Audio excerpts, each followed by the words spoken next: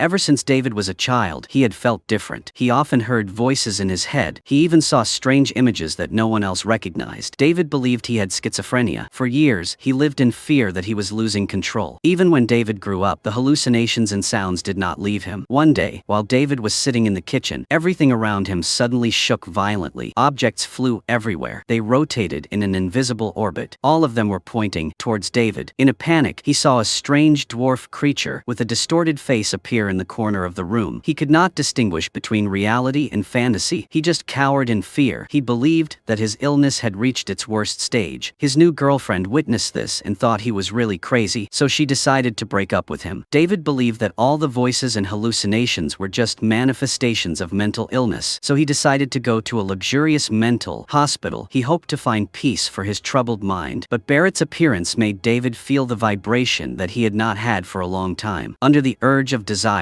David began a series of emotional attacks. "Do you want to be my girlfriend?" They went back and forth, and the two officially became a couple. However, Barrett also had her own rule, that she would never have physical contact with David. David respected that, so he did not force her. Even when they held hands, they used a rope instead. However, their feelings were not affected. This platonic love was difficult for ordinary people to understand, until one day, the two of them finally crossed that line. But a mysterious force immediately separated them. The people around them did not understand what had just happened, but when Barrett returned to her room, she was extremely surprised, because now inside her body was David's soul. In other words, they had switched bodies. It turned out that this was the reason Barrett had always avoided contact. The scene that happened in the hallway once again completely changed David's perception. All the doors in the building had mysteriously disappeared. Only the room number remained strangely the same, but the cry for help from inside was completely real. Even Barrett's attending physician was shocked. No one knew what was going on. On the other side, a man kept banging on the empty space. This was originally the door of the room, but now it had disappeared without a trace. The scene changed to a strange man interrogating David. This was the interrogation room of Unit 3, which researched supernatural phenomena. According to what they said, David could be the strongest mutant ever discovered, but he himself did not know. He still thought that his problems were just mental. For safety reasons, they put David in a swimming pool surrounded by guards. There were high-voltage wires in the water. If they were turned on, 100,000 volts of electricity would instantly burn David to ashes. Because the events were so unbelievable, David thought he was hallucinating again. It was not until many bright spots appeared in the air that he realized everything was real. When David surfaced, Barrett was already there. The outside support was also fighting with the guards, but a man in black especially attracted David's attention. He could easily defeat the enemy with just a slight wave of his hand. Even a heavily armed soldier looked like an ant in his eyes. When David's group reached the shore, a blonde lady appeared there. She reached out to David. From the moment David took her hand, his life took a completely different turn. Memory is a higher dimension. Everything inside is under your control. Would you forget reality and choose to stay here forever? We went looking for the truth, but we only found lies. Glass's husband made his choice, and that trip lasted 20 years. Although he still had signs of life, he was completely immersed in it. The harsh cold made him seem to return to the beginning. Looking at the way he dressed, it was easy to see that he was a true space enthusiast. As a woman, Glass often dreamed that her husband would wake up, but David's appearance lit up her hope, because he was the one who was considered the most powerful mutant to date. David possessed two types of supernatural powers. One was the ability to telepathically understand the minds of others. All the thoughts hidden deep in heart became meaningless in front of him. The ability to control by thought was even more terrifying. Just like the man in black, as long as his thought touched, the 1,000-pound rock could move according to his will. In the blink of an eye, he could kill someone. But when facing someone as powerful as Clark, these abilities were still not enough. But the appearance of David made Glass understand that he could be the one to turn the situation around. In order for David to quickly adapt to his ability, Glass personally answered his questions. She even asked the memory master Ptolemy to enter David's memories. She hoped that this would find the secret hidden in David. From there, find the activation point of his ability. Then Glass could find a way to wake her husband. They immediately entered David's memory world, but after continuously moving through many places, they still couldn't find any useful information. David's memory seemed incomplete, as if it had been intentionally erased. But when the monster appeared again, things became even more complicated, because only David could see the monster. The others could not. Glass asked David what he saw, but David himself could not remember clearly. He only remembered that at that time his heart was filled with fear. He just wanted to leave immediately. It was clear that the memory had been completely swallowed by the monster. But when they returned to into the real world, they realized that they were in a different place. Everyone looked at each other in confusion. Everyone was full of doubts. Could it be that David also had the ability to teleport? On the other side, Barrett looked at the glass room that suddenly became empty, and she became flustered. She was absent-minded for a long time. When you can withstand pressure that others cannot, maybe you have superpowers. This man had just been scolded by many people a second ago, but the next second, he was in a magical world. Everywhere was filled with fresh green. Next to him was a man wearing an astronaut suit. It seemed like he knew David would come here. He just waved his hand to signal David to follow, so they followed each other in this magical space. Not long after, a staircase appeared in front of him. He slowly walked up. David also followed closely. He wanted to see what was mysterious above. Through the scenery, it could be seen that it was a giant block of ice. At this time, David was still trying to climb up. At the entrance of the escalator, a cave could be vaguely seen. When he followed the escalator into the cave, David realized that this was actually a room. In this space, everything was really what you wanted. According to the man, this was a virtual world. Here, anything you could think of could be obtained. All material desires would be satisfied to the fullest. Sadly, the inner world was extremely lonely. The man no longer remembered how long he had been here, but David's appearance helped him find someone to confide in. Normally, apart from talking to himself, he had no chance to talk to anyone. If he were a normal person, he would have long since fallen into depression. It could be seen how strong this man's inner world was. But David did not have time to listen to him, so David stood up and prepared to leave. Only at this moment, the cave door was closed. The monster from before was also walking back and forth outside the room. David seemed extremely worried. The man told David that this was not an illusion. Everything really existed. This monster was often called a parasite. It was often the remaining consciousness of older mutants. As it grew stronger, the host would eventually be completely swallowed by it. In the real world, Barrett and the others were investigating David's previous experiences. If they wanted to help him, they had to understand him better. So they followed the clues to Carrie. He was David's primary doctor all along. He would definitely know some secrets that no one knew about. But when they entered the room, they gradually realized that something was wrong, because outside, soldiers had surrounded the entire place. Even the doctor had become a member of the Trinity organization. In fact, they had no idea that the real Carrie had been imprisoned by the Trinity organization. For a long time, David's sister had the same fate as Carrie. The two of them were only separated by a wall. David, on the other side, had yet to escape that space. The original monster had transformed into a woman. It kept stimulating him. At the same time, the TV in front of him showed Barrett and the others being captured. Under the strong stimulation, David finally unleashed his potential. Even his original self in the lab had teleported here. He was not afraid of the oncoming car. When the car door opened, everyone was in the car, but Barrett's eyes seemed a little strange. The man from the Trinity organization also woke up. The strange thing was that as soon as Barrett was untied, her first reaction was to lower her head. The strong man also chased after her. When David saw this, he immediately rushed forward and knocked the man to the ground. It turned out that they had switched bodies. At this crucial moment, the woman ran from the front and immediately blocked the king bullet for them. At the same time, a man 800 miles away also held his hand to his chest. This woman had a special ability. Anyone who came into contact with her would immediately switch souls. To others, this was a superpower, but to her, it was an obstacle. Because people's hearts were evil, she had to be on guard. Even her daily actions had to be extremely careful. The saddest thing was her boyfriend. Her love could only be admired from afar. She could not touch the person she loved. But since the previous escape from the memory world, David's potential began to explode. He began to show many supernatural powers that he had never had before. The scene changed to two people entering a room. The main style was white, giving a dreamy feeling. This was the spiritual world created by David. At this time, the injured woman was lying on the hospital bed. A slightly old man was taking care of her. His face sighed and looked very sad. Immediately after, he slowly lay down next to the woman. Then they suddenly merged into one. This state of theirs was also a form of superpower. The two bodies could merge or separate at any time. As long as one of them was injured, after merging, the injury would be shared equally with the other. Therefore, the two became a mutually supportive relationship. Carrie was good at close combat. It was difficult for ordinary people to approach her. If it weren't for shielding others, she wouldn't have been hurt. Kevin in the team was like an engineer. All technical issues were his responsibility. But Kevin couldn't understand David's problem, because the situation was too complicated. So the group led by Glass went to David's place. They wanted to find out the truth about him, but David was also there. Immediately after, a member of the third group rushed forward and pushed everyone away. Then he immediately opened fire. In order to save themselves, they entered the spiritual world again. But unexpectedly, that monster also appeared here. It slowly moved towards Barrett. David stood by as if frozen. He was completely helpless and couldn't stop it. Barrett woke up and found that everyone was in a mental hospital. The previous memories seemed to have been erased. Everything before was as if it had never happened. Everything happened naturally and reasonably. No one felt anything unusual. But one night, Kevin encountered a strange thing. What was the reason that a group of normal people were sent to a mental hospital? Even they themselves accepted their current status. No one doubted it. At the same time, the medicine given by the hospital every day was never left out. They completely considered themselves a part of this place. But Barrett accidentally discovered something extremely strange. The rotten mark on the wall looked like a slowly beating heart. At first, she thought she was seeing things, but when she got closer and touched it, blood oozed out little by little. At that moment, a woman suddenly appeared. Barrett wanted to leave, but she was blocked by the woman. The woman's intention was very simple. She wanted Barrett to wear this headphone. The request was not too much, so Barrett reluctantly complied, but she did not expect that the music in the headphone had a hypnotic effect. Immediately after, her body began to float unbelievably. Then Barrett slowly drifted towards the room. At the same time, Kevin also encountered the same thing as Barrett. This place seemed to be a spiritual world. The man wearing the astronaut suit appeared again. Kevin was taken to the same room as David before. When the astronaut took off his mask, Kevin immediately recognized him. It turned out that it was Glass's husband. He had been immersed in the spiritual world for 20 years and had not yet woken up. They did not expect to meet again, but his next words made Kevin extremely surprised. He said that the mental hospital was actually a space created by the monster in David's head. The ultimate goal was to completely swallow David's consciousness so that it could take over his body. At that time, the others would also be in danger. Therefore, the urgent thing now was to wake everyone up. Kevin immediately went to Barrett. Barrett was quickly brought into the spiritual world. Kevin told her the whole situation, but when she returned, the hospital had lost its original tranquility. Only horror remained. Only when she put on her glasses did she realize that everything was just an illusion. In the real world, Glass looked at the bullets floating in the air and was very worried. If everything returned to normal, they definitely could not escape this disaster. Even though Kevin had tried everything, he could not move their bodies. It seemed that everything was predetermined, but Oliver's sudden appearance surprised Glass. It seemed that he had lost all his previous memories. Maybe that was the reason he disappeared for 20 years. Then he used his special ability. Immediately, strange characters appeared around him. Then they slowly moved towards David. It turned out that Oliver intended to use these characters to block the bullets, but a woman suddenly appeared and broke everything. She was the embodiment of the monster, but Kevin did not think so much. He hurriedly installed some kind of device on David. It was said that this thing could temporarily block the monster's influence on David. He thought that things would calm down for a while, but not long after, the people from the Trinity organization heard the news and came. Their purpose was also very clear. While David had not yet grown up, the organization wanted to eliminate him. At this time, everyone was fully armed. It seemed that they had prepared thoroughly. Everyone thought that, this time, they would definitely not escape. Unexpectedly, the result was beyond expectations. This man had thousands of personalities. Each personality could develop into a separate ability. This made him possess multiple personalities and countless superpowers. Although he looked very strong, he also had weaknesses. As soon as his mind was slightly scattered, the consciousness of the other personalities would oppose him. Therefore, he was often on the verge of collapse. He was still in the development stage, but he should not be underestimated. Facing the soldiers' encirclement, he showed no fear. He only moved his finger slightly, and he made them completely helpless. They were pulled as if by a magical pulling force. They ended up stacked on top of each other. They were even suspended in the air in a certain order. The person in charge of the operation this time, Jack, was also miserably captured, but the camera, in his right eye, recorded the entire situation at the scene. But the biggest problem before them was how to destroy the monster in David's head. Although the ring on his head could temporarily suppress it, there would come a time when it would erupt. David could only hope for Kevin's new technology. Immediately, the machine started. The whole room was covered in red. All the previous memories gradually appeared in David's mind. He observed everything as if from God's perspective. He looked back at the first half of his life, and that monster also gradually disappeared from his memory. But at this crucial moment, Barrett in the real world felt something unusual. She was pulled into the spiritual world created by David by a strange force. But in front of Barrett was a monster in the form of a woman. She looked extremely miserable. She told Barrett that if he tried to separate her from David, he would also be seriously injured. The only way was for her to leave voluntarily, but she needed Barrett's help. Otherwise, she would die with David. Seeing David struggling in real life, Barrett was determined determined to enter the laboratory. Her purpose was to use her soul-swapping ability to put the monster into her body. That way, David would be freed from pain, but she didn't expect that she would switch with Kevin next to her. Then she leisurely walked out of the laboratory. Jack intended to attack her from behind, but he didn't expect that he would be thrown away immediately. At this moment, David appeared right after. He was like a god descending to earth, slowly landing on the ground. The corner of his mouth curled up into an evil smile, as if he had already won. In the eyes of others, this seemed like a duel between two people, but in reality, it was a confrontation between two personalities. A loud collision sounded. The whole camp felt the shaking. Oliver also realized that something was wrong, so he curiously stepped out to see. Immediately after, he was pushed back by an invisible force. When he appeared again, Oliver drove away. Not long after, at a magnificent building, Kevin led the team in charge of research in many fields. Carrie was the head of the tactical department. The other members were all in the strategic department. They mainly gave opinions for unexpected situations. Their common enemy at this time was the monster that had used Oliver's body to escape. Now that it had escaped from David's body, it had the unique name Yen King. Kevin had specially created a device. It is said that it can help David find the whereabouts of the Yen King. When the device was activated, David relaxed his body. He immediately floated on the water. Immediately, all sorts of images appeared in his mind with a godlike perspective. He could penetrate all obstacles and observe everything around him. But soon the surroundings fell into darkness. In David's line of sight, a person slowly walked out. As the distance grew closer, he realized it was Barrett, but her face was sad. No matter how he asked, she remained silent. Then he saw her start writing in the air, but not words, but drawings. David realized she came from the future. Her purpose here was to help Yen King find her body. David asked why he had to give his body to the monster, but Barrett did not answer that question. Her face showed sadness. Finally, after expressing her longing, she shed tears. Then she turned and left. David could do nothing for her. The scene then changed. He appeared in the hallway. It was clear that this mission had failed. But not long after, he tried again. This time, he saw Barrett differently than before. This time, they could talk normally. According to Barrett, a disaster had occurred in the future world. The few remaining people had to hide. All of this was caused by a force even more evil than the Yen King. But when David asked where he was at that time, she remained silent for a long time. When the scene changed again, a whole new life rushed into David's mind. He became a billionaire with power everywhere. After losing all his assets, overnight he became an old man wandering the streets. He usually lived by picking up trash for food. When he was hungry, he ate the food others threw away. When night fell, other old people could gather with their families to enjoy the joy of reunion, but he could only find a deserted place, eat some food earned through labor. But the evil of society goes beyond that. Just when you feel satisfied, there will often be a bucket of cold water poured on you that will immediately sober you up. A group of thugs passed by here. They surrounded him and laughed contemptuously. Anyone who was observant could see it right away. Their joy was built on the pain of others, until one of them attacked first. Immediately after that, the rest rushed in. They aimed at an old man. They beat him mercilessly. At this moment, the hole under the bridge echoed with the old man's angry roar, mixed with the laughter of the abusers. It was just that they did not know about the cycle of cause and effect. At this moment, this man's lips were purple and black. His eyes were tightly closed. It seemed that he did not have much longer to live. Two artificial intelligences disguised as women were dragging him under a tree. Immediately, they took what looked like vines and attached them to his neck. The man had no reaction at first, but now he seemed to have moved a little. He just lay there. Code suddenly appeared on top of the tree. The man appeared in a dark room. The lines of code that were hidden around him were very prominent. It turned out that this was a place like the central processing unit of a computer. Now, the man was just a consciousness maintained by the code. In a sense, it could be considered a form of immortality. However, over time, he understood this place more and more. He could go anywhere through the data connection and see everything he wanted to know. This was the true form of the Yen King that everyone was looking for. If the consciousness of the Yen King merged with his loss of control, the consequences would be unimaginable. Realizing the seriousness of the matter, he expanded his consciousness to the third level. He successfully controlled an artificial intelligence. At the same time, he found David. At first, David thought it was a joke, so he didn't pay attention. But as the conversation deepened, David gradually believed him. He said that he did not know how much longer he could maintain control. Then he revealed the location of the Yen King entity. He also urged David to act quickly. On the other side, the Yen King had now changed his appearance. He also used a special method to find Barrett of the future world. From her memories, he learned a terrible secret. Yen King thought that he was an unforgivable villain that everyone wanted to destroy. But unexpectedly, he ended up being a hero who saved the world. world. David, who was considered a hero, was actually a real villain. On the outside, David wore a righteous shell, but on the inside, he was a sinful soul. The destruction of the future world was also caused by David himself. This terrible contrast made even someone who had committed so many crimes like Yen King temporarily unable to believe it. This was the reason why Barrett wanted David to help Yen King find the entity, because only he had the strength to confront David. The man walked silently in the middle of the desert, but the antique in front of him caught his attention. He walked slowly closer. Luckily, it had some water in it and helped him quench his thirst. Soon after, a fighter plane flew by. Then it quickly flew away. Not long after, someone slowly landed by parachute. It turned out that the person who appeared was David's girlfriend. She also relied on the device David had given her before to accurately locate it. As for Yen King, his actions were even more outrageous. It was unclear where he had rented a yellow cart. He leisurely walked in the middle of the desert. The cart puller was also unknown and did not know who he was or where he came from. It was unknown how much money Yen King had paid him to make him run so hard. Their common goal was this skeleton. When night fell, David and Barrett found a tent. It seems that tonight we can only stay here temporarily. In the middle of the desert, having a place like this is considered a blessing. The next morning, Barrett walked out of the tent and found that there had been a big change outside. A string of pearls surrounded the outside of a round hole. Each pearl was the size of a soccer ball. The bottom of the hole was so deep that Barrett was dragged down into it. Not long after, Barrett was pulled down into the hole again. Unexpectedly, there was also a woman inside. Her next words completely overturned Barrett's perception. She said that there was something extremely evil in David's heart. It was just that his righteous appearance temporarily hid it, but everything would explode. Then Barrett would see his true face. Barrett was immediately extremely confused. Her heart was extremely confused. She didn't know how much time had passed. Everyone used deception to bring David to the designated location. Barrett also joined in. As soon as Kevin pressed the button in his hand, David was immediately enveloped in a layer of energy. At this moment, he still didn't understand what was happening, but seeing his longtime friends treating him like this made him feel extremely heartbroken. The real reason behind it was because David would make a serious mistake in the near future. The people present only wanted to prevent that from happening. Either David would accept being reformed or he would be executed on the spot. There was no third way. Actually, David could still bear the betrayal of others, but Barrett's choice made his heart ache. Extreme anger was gradually corroding his mind. Justice was also slowly being overwhelmed by the dark side. In the end, he still made his choice. Then, he gently spread his arms and slowly flew up. Under the white light, he looked even more divine. David was like a god descending to earth, but he didn't choose to harm them. Right under everyone's eyes, he left this sorrowful place. When a person can control time, does that mean he can freely, only to see this woman continuously walking along the long, narrow tunnel? The scenery outside also changed. From the primeval forest where human footprints were rare, to the mysterious world at the bottom of the sea. Each frame evoked so much imagination. When she reached the end of the tunnel, she discovered that this place was a room. Many people were freely enjoying themselves. Pregnant woman even came to pick her up. The woman even said, "I've been waiting here for a long time." Then the pregnant woman led her to another room. A giant clock face was placed right in the middle of the room. Obviously unusual, but for some reason, it even had a bit of beauty. Not long after, a person claiming to be the queen appeared. The queen even took the initiative to apologize if the way here made the girl feel uncomfortable. Then the queen conjured a sofa and invited the girl to sit down. Seeing this strange scene, the girl also appeared very surprised. But through the conversation that followed, she learned that the queen wanted her to meet someone. Immediately after that, the scene changed. The place she was standing suddenly turned into an underground cave. The man who appeared introduced himself as Chris. His straightforward personality, he said that he was looking for the girl to go back to the past. The purpose was to change the trajectory of history, because he knew that the girl sitting in front of him was a time traveler. But the way for them to contact each other was through a flyer posted on the street. When the scene returned to the room where Chris was sitting, a mechanical octopus suddenly appeared from the mouth of the cave and slowly descended. Chris was about to go forward to check the situation, but was immediately knocked to the ground by a shockwave. Immediately after, several armed men also came down from above. One of the women threw a strange object at Chris's forehead. It turned out that she wanted to control his special ability. That person, she was also his old teammate. Chris was also David, who was on the run. Seeing that Carrie was not merciful, David immediately reached out his right hand to try to break the thing that was binding his forehead. He thought that the battle would end, but David was angry and immediately broke the chains. He even turned Carrie into ashes. The rest of the people saw this and immediately opened fire. fire. It seemed that only by doing so could they reduce the fear in their hearts. However, all the bullets were blocked by a layer of energy shield. Immediately after, where David went, the soldiers turned into ashes one by one. They were completely unable to resist. Unfortunately, incidents always come unexpectedly. The woman who came to kill David was Barrett. While they were still trying to control David, he rolled a few times on the ground. Then he immediately entered another space. Anna also entered a strange tunnel. The characters representing time on the wall also gradually appeared when she